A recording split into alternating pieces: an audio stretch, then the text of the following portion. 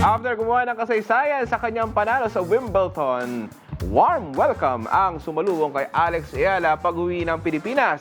Mismong si Pangulong Ferdinand R. Marcos Jr. ang nanguna sa parangal para sa Pinay tennis star. May report si Harley Valbuena.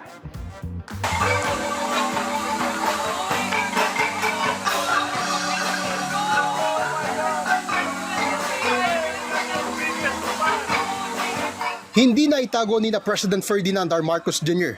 at First Lady Liza Araneta Marcos ang pagka-starstruck nang makita ang Pinay tennis sensation na si Alex Ayala.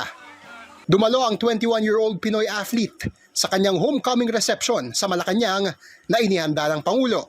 Ito'y matapos siyang gumawa ng kasaysayan bilang kauna-unahang Pilipinong nakaabot sa round of 16 ng Wimbledon.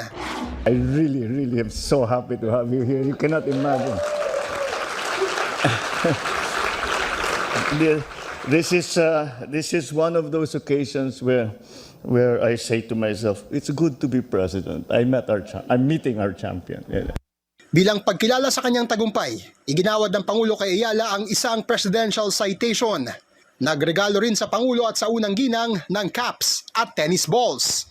Ayon sa Pangulo, hindi matatawaran ang sakripisyo at matinding hirap na pinagdaanan ni Ayala. Ipinaalala ng Pangulo kay Ayala na ipinagmamalaki siya ng lahat ng mahigit 110 million na Pilipino. You never fail to remind everyone that you are a Filipina. You never fail to do that. You have already begun, but you are going to keep going.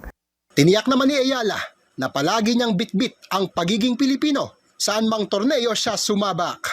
I promise that I will continue to represent the Philippines in the best way that I possibly can. Lubos kong ipinagmamalaki ang pagiging Pilipino. Matapos ang laban sa Wimbledon, sunod na sasabak si Ayala sa Mubadala DC Open sa Washington DC, USA.